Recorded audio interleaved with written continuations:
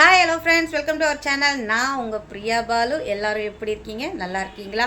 நாங்களும் இங்கே எல்லோரும் நல்லா இருக்கோம். நீங்களும் நல்லா இருப்பீங்கன்னு நினைக்கிறேன். இன்றைக்கி என்ன வீடியோ பார்க்க போகிறோன்னா, அக்காவுடைய ரொட்டீன் ஒர்க்கு தான் பார்க்க போகிறோம்.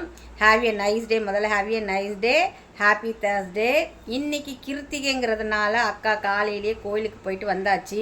போயிட்டு வர வழியிலேயே ரேஷன் வாங்கிட்டு வந்துட்டேன். ரேஷன் வாங்கிட்டு டோக்கன் கொடுத்தாங்க. எங்களுக்கெல்லாம் 12ஆம் தேதி கொடுத்துருக்காங்க. உங்களுக்கு எத்தனாம் தேதி கொடுத்துருக்காங்கங்கிறது கமெண்ட் பண்ணுங்கள்.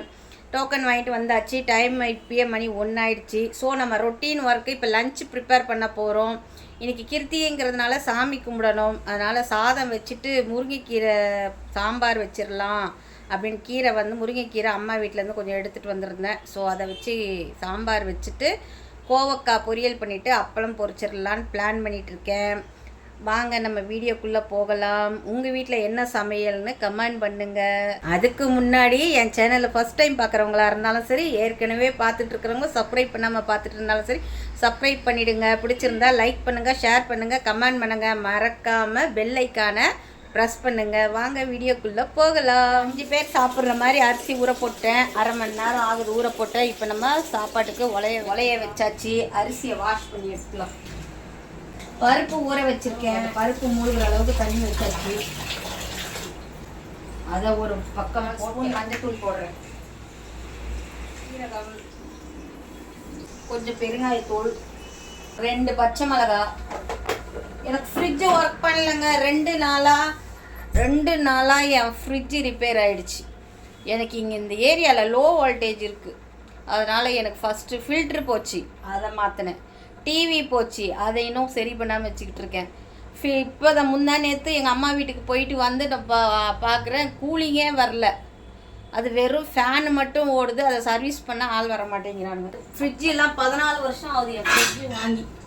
நான் ஒர்க் பண்ணும் போது ஃபஸ்ட்டு நானாக வாங்கின பொருள் இந்த ஃப்ரிட்ஜ் தான். இப்போ வெங்காயம் தக்காளி கட் பண்ணி எடுத்துகிட்டு வரணும். கட் பண்ண வெங்காயம், ஒரு 3 தக்காளி, அதையும் போட்டாச்சு.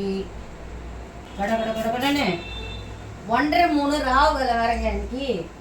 ஸோ எப்படி இருந்தாலும் 3 மணிக்கு தான் சாமி கும்பிட்டு ஆகணும். இப்போ வர வெங்காயம்லாம் நல்லாவே இருக்க மாட்டேங்குது. அதுவும் இந்த மாதிரி ரெட் கலர் வெங்காயம் வெளியே தான் நல்லா பாலிஷாக இருக்க. உள்ளே கட் பண்ணால் அழுகலியா போகுது, அழுகி இருக்கு. பருப்புக்கு தேவையானதெல்லாம் போட்டாச்சு. குக்கரை க்ளோஸ் பண்ணிடலாம். எங்கேயாவது வெளியே போயிட்டு வந்தாலவே உடம்பு டயர்டாயிடுது. நாங்கள் எங்கே சமைக்கிறது? இதுக்கு தான் காலையிலே சமைச்சிடணுங்கிறது. குக்கரில் வேக போட்டாச்சு. ஒரு பக்கம் சாதத்துக்கு போட்டாச்சு, ஒரு பக்கம் சாம்பாருக்கு போட்டாச்சு. சாம்பார் தாளிக்கிறதுக்கு நம்ம ப்ரிப்பேர் பண்ணிக்கலாம். தாளிக்கிறதுக்கு ஒரு சின்ன வெங்காயம் கட் பண்ணிக்கலாம். அதை கொதிக்குது, அரிசி போட்டுடலாம். நிறைய பேர் குக்கரில் பண்ணுவாங்க. பாருங்க, ஒலை கொதிக்குது. நிறைய பேர் குக்கரில் பண்ணுவாங்க. எனக்கு குக்கரில் பண்ணால் பிடிக்காது. நாங்கள் வடித்து தான் சாப்பிடுவோம். போட்டு ஒரு கிளறியாச்சு. இப்போ நல்லா கொதி வந்தானே நம்ம ஸ்லோவில் வச்சிட்டோம்னா அது வான்னு வெந்துட்டுருக்கோம். தாளிக்கிறதுக்கு ரெடி பண்ணிடலாம். வெங்காயம் கட் பண்ணி வச்சிட்டேன். பூண்டை தட்டி எடுத்துக்கலாம். ஃப்ரிட்ஜு ஒர்க் பண்ணல. அன்னைக்குன்னு பார்த்து தான் நான் மாவு அரைச்சி வச்சுட்டேன். அதனால் இங்கே பாருங்கள், மாவு பொங்கி போகுது. எனக்கு ஒரே கவலையாக இருக்குது. இதுக்கு எங்கள் வீட்டுக்கார்ட்ட கேட்டால் அவர் என்ன தெரியுமா சொல்கிறாரு, அந்த காலத்துலலாம் ஃப்ரிட்ஜாக யூஸ் பண்ணாங்க, இப்போ தானே வந்துச்சு ஃப்ரிட்ஜெல்லாம். என்னது, அந்த காலத்தில் தட்டில் தண்ணி வச்சு வைப்பாங்க, அதை மாதிரி ஒன்றும் புளிக்காதுன்னு சொல்லிட்டு போயிட்டாரு. நானும் அதே மாதிரி பண்ணியிருக்கேன் பாருங்க. அப்பையும் அந்த மாவு புளிக்க தான் செய்யுது. எனக்கெல்லாம் ஃப்ரிட்ஜு இருக்கணும். ஃப்ரிட்ஜு இல்லைன்னா ரொம்ப கஷ்டம் எனக்கு. கோவக்காய் கட் பண்ணிக்கலாம். யாருக்கெல்லாம் கோவக்காய் பிடிக்கும்? எனக்கு பிடிக்கும், என் பையனுக்கு பிடிக்காது. உருளைக்கிழங்கு செய்யலான்னு தான் பார்த்தேன். நேற்று லெமன் உருளைக்கிழங்கு. ஸோ இன்றைக்கி உருளைக்கிழங்கு செஞ்சால் நல்லா இருக்காது. கோவக்காய் சுகருக்கு ரொம்ப நல்லது. கோவக்காய் கட் பண்ணி எடுத்தாச்சு. இப்போ இதை எண்ணெயில் போட்டு ஃப்ரை பண்ணி மிளகாத்தூள் போட்டு நல்லா ஃப்ரை பண்ணி எடுத்துடலாம். கடாய் வச்சாச்சா. ஒரு 4 ஸ்பூன் அளவுக்கு எண்ணெய் ஊற்றிக்கலாம். 1/4 ஸ்பூன் கடுகு போட்டுக்கலாம். ஒரு வாசனைக்கு ஒரு 4 கருவேப்பிலை. இப்போ இந்த கோவக்காவை எண்ணெயிலே போட்டு ஃப்ரை பண்ண எண்ணெயிலே வதங்கட்டும். என் பையனுக்கு கோவக்கால வெங்காயம் தக்காளி இது மாதிரி தொக்கு மாதிரியோ பொரியல் மாதிரியெல்லாம் பண்ணக்கூடாது. அவருக்கு நல்லா எண்ணெயிலே ஃப்ரை பண்ணி வரணும் அவருக்கு கோவக்காய். அதுவும் நீட்டாக போட்டோன்னு வச்சுக்கோங்களேன், அதுவும் பிடிக்காது. குட்டி குட்டியாக போடணும் அவருக்கு. ஒரு 1/4 ஸ்பூன் அளவுக்கு மஞ்சள்தூள் போட்டுக்கலாம். ஒரு 1/4 ஸ்பூன் அளவுக்கு உப்பும் போட்டுக்கிறேன். கோவக்காயில் தண்ணியெல்லாம் தெளிக்கக்கூடாது அவருக்கு, அந்த எண்ணெயிலே ஃப்ரை ஆகணும். எங்கள் வீட்டு மிளகாத்தூள் கொஞ்சம் காரமாகவே இருக்கும், அதனால் 1/4 ஸ்பூனுக்கு கொஞ்சம் கம்மியாகவே போடுறோம். பருப்பு ஒரு 5 விசில் வந்துடுச்சு. ஸோ நம்ம அதை தனியாக வச்சிடலாம். ப்ரெஷர்லேயே இன்னும் கொஞ்சம் வெந்துடும். அதுக்குள்ளே நம்ம சாம்பாருக்கு வேண்டியதெல்லாம் போட்டு கொதிக்க விட்டுட்டு இருந்தோம்னா நம்ம பருப்பு ஊற்றிக்கலாம். இதில் பருப்பு இப்போ வந்து நான் மிளகாய் கிள்ளி சாம்பார் தனியாக வைக்க போகிறேன். அதை எடுத்துட்டு மதியானத்துக்கு மட்டும்தான் நான் இப்போ முருங்கைக்கீரை சாம்பார் வைக்க போகிறேன். ஏன்னா நைட்டு முருங்கைக்கீரைலாம் சாப்பிட மாட்டாங்க வீட்டில். அதனால் மதியானத்துக்கு மட்டும் கொஞ்சமாக முருங்கைக்கீரை சாம்பார் வச்சுட்டு மிச்சத்தை மிளகாய் கிள்ளி சாம்பார் வச்சுக்கிட்டோம்னா நம்ம நைட்டு டிஃபன் தோசை இட்லி பண்ணோம்னா நம்ம அதுக்கு தொட்டுக்கலாம். நம்ம சாம்பாருக்கு ரெடி பண்ணிக்கலாம். 3 ஸ்பூன் ஆயில் ஊற்றிக்கலாம். இன்றைக்கி எங்கள் ரேஷனில் செம்ம கூட்டங்க, எல்லா பொருளும் போடுறேன்ட்டாங்களா வேற. ஆனால் பச்சரிசி மட்டும் 5 கிலோ தான் கொடுத்தாங்க. எண்ணெய் ஊற்றி கடுகு போட்டாச்சு. கடுகு பொரிஞ்சோம்னா ஒரு கொட்டு கறிவேப்பிலை, 5 பல் பூண்டு தட்டி வச்சது ஒரு ஃப்ரை பண்ணிவிட்டு இந்த பூண்டுடைய ஸ்மெல் பச்சை ஸ்மெல் போனோன்னு ஒரே ஒரு சின்ன வெங்காயம் கட் பண்ணி வச்சுட்டு அதையும் இதில் போட்டேன். ஒரு 6 நீட்டு வரமிளகா சின்ன சின்னதாக கட் பண்ணது அதையும் இதில் போட்டிருக்கேன். இதில் தேவையான அளவுக்கு தண்ணி ஊற்றிக்கலாம். இப்படி அளவுக்கு உப்பு, இந்த அளவுக்கு கல்லுப்பு. பருப்பு வேக வைக்கும்போது 2 பச்சை மிளகாய் போட்டிருக்கேன். இப்போ 5 நீட்டு மிளகாய் போட்டிருக்கேன். அதனால் காரத்துக்கு வீட்டு மிளகாத்தூள் ஒரு 1/4 ஸ்பூன் தான் நான் போடுறேன். ஏன்னா எங்கள் வீட்டு மிளகாத்தூள் கொஞ்சம் காரமாகவே இருக்கும். அதனால் 1/4 ஸ்பூன் அளவுக்கு போட்டு ஒரு கிளறிலாம். கொஞ்சம்பழாவை விட கொஞ்சம் கம்மியாக நான் புளி ஊற வச்சுருக்கேன். அதையும் இதில் கரைச்சி வடிகட்டி ஊற்ற போகிறேன். கோவக்காய் ரெடி ஆயிடுச்சு. ஸோ கோவக்காய் அடுப்பை ஆஃப் பண்ணிடலாம். கோவக்காய் ரெடி. 75% வெந்துடுச்சு. இன்னும் ஒரு 25% தான். புளியை கரைச்சாச்சு. அது கிளறி வெஜிடபிள்ஸ் நிறைய போனி ஆகாது. நான்வெஜ் ஐட்டம்லாம் நல்லா போனி ஆகும். சாம்பார் வச்சா சாம்பாரா, காரக்குழம்பு வச்சா இன்னும் சுத்தம். காரக்குழம்பு வச்சா எனக்கு ஆனால் காரக்குழம்பு ரொம்ப பிடிக்கும். பருப்பை ஓப்பன் பண்ணி பார்க்கலாம். சூப்பராக வந்துடுச்சு. எண்ணெய் நல்லா காஞ்சிடுச்சு. அப்பளத்தை பொரிச்சு எடுத்துக்கலாம்.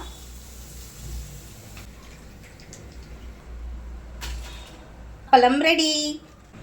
அப்பளம் பொரிக்கும் போது ஒன்றாவது எடுத்து சாப்பிடுவேன். இன்றைக்கி கிருத்திகைங்கிறதுனால எச்ச பண்ணக்கூடாது, அதனால நான் சாப்பிடலை.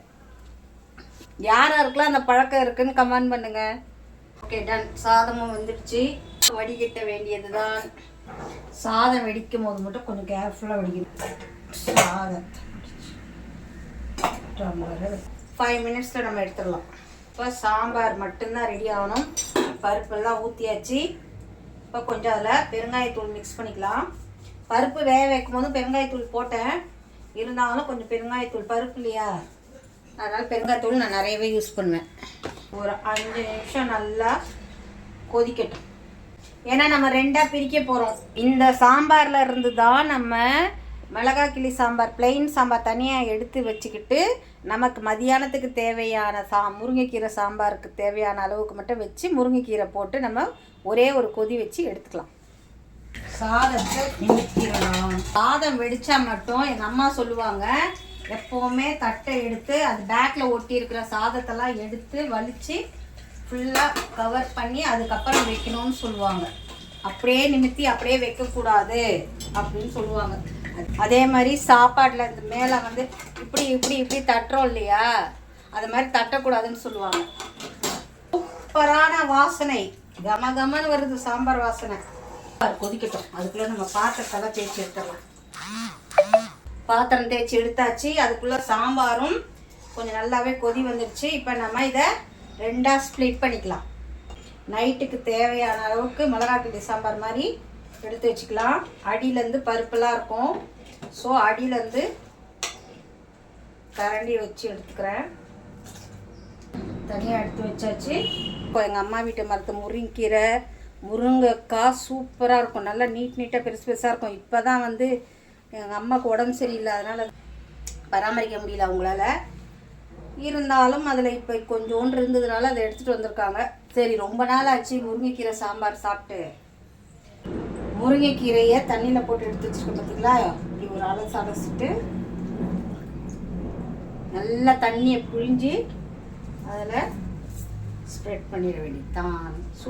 முருங்கைக்கீரை போட்டுட்டு ரொம்பலாம் கொதிக்க வைக்கக்கூடாதுங்க. அது ஹீட்லேயே நம்ம ஆஃப் பண்ணிட்டோம்னா அந்த ஹீட்லேயே அது இதுவாகிடும். கொத்தமல்லி இல்லை, கொத்தமல்லி போட்டால் இன்னும் வாசமாக இருக்கும். இது பாருங்கள், இது நைட்டுக்கு. இல்லைன்னா முருங்கைக்கீரை சாம்பார் தேவையில்லைன்னாங்கன்னா இந்த பிளெயின் சாம்பாரை ஊற்றி சாப்பிட்டுப்பாங்க. 2 in 1. முருங்கைக்கீரை போட்டோன்னே அது வேறு மாதிரி ஒரு ஸ்மெல்லாக வரும், சூப்பராக இருக்கும்.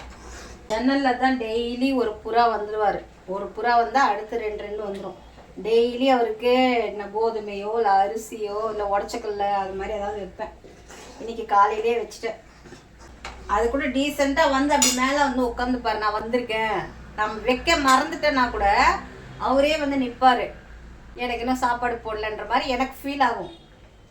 அதனால் எதை செய்யணும் இல்லையோ முதல்ல எழுந்தவனோ அதுக்கு வச்சுருவேன். அதாங்க, சூப்பரான முருங்கைக்கீரை சாம்பார் ரெடி. கேஸ் ஆஃப் பண்ணிடலாம். சமையல் வேலை முடிஞ்சுது. சமையல் வேலை முடிஞ்சாலே பாதி வேலை முடிஞ்ச மாதிரி எனக்கு.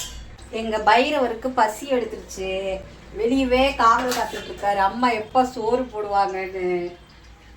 அவருக்கு முட்டை போட்டு தயிரை ஊற்றி இல்லை பாலை ஊற்றி சாப்பாடு வைக்கணும் அவருக்கு. அதான் சொன்னல, இன்றைக்கி வெளியே போனதுனால எனக்கு ரொம்ப லேட் ஆகிடுச்சு. சிம்பிள் சமையல் தான். சாதம், சுட சுட சாதம், மிளகாய் கிள்ளி சாம்பார், அதான் பிளைன் சாம்பார் எடுத்து வச்சுருந்தல்ல அது. இங்கே பாருங்கள், முருங்கைக்கீரை சாம்பார் மதியானத்துக்கு மட்டும். இதை பார்த்தான்னு வச்சுக்கோங்க, என் பையன் சுட சுட இருந்தால் சாப்பிட்ருவான். ஆனால் இந்த தக்காளி வெங்காயம்லாம் இருந்தால் இதெல்லாம் என்னது இது அப்படின்னுவான். சமையல் வேலை முடிஞ்சிடுச்சுங்க. இப்போ வந்து வாஷிங் மிஷினில் துணி முடிஞ்சதுக்கு அதை போய் மொட்டை மாலில் காய போடணும். அதுக்குள்ளே அண்ணா வந்துட்டாருன்னா இன்றைக்கி 1:30 ராவு காலங்கிறதால 3 மணிக்கு மேலே தான் விளக்கேற்றி ஆகணும். ஸோ 3 மணி ஆகிடுச்சுன்னா, இப்போ மணி 2:45 ஆகுது. 3 மணி ஆகிடுச்சுன்னா நம்ம விளக்கேற்றி சாமி கும்பிட்டு சாப்பிட்டோம்னா நமக்கு லஞ்ச் முடிஞ்சுது. A few moments later. அண்ணாவும் வந்துட்டாங்க, சாமி கும்பிட்டாச்சு.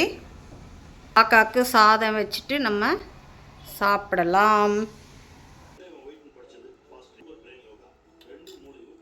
வீடியோ பிடிச்சிருந்தா லைக் பண்ணுங்கள், ஷேர் பண்ணுங்கள், கமெண்ட் பண்ணுங்கள். மறக்காமல் சப்ஸ்கிரைப் பண்ணுங்கள். வீடியோவை ஸ்கிப் பண்ணாமல் பாருங்கள். தேங்க்யூ.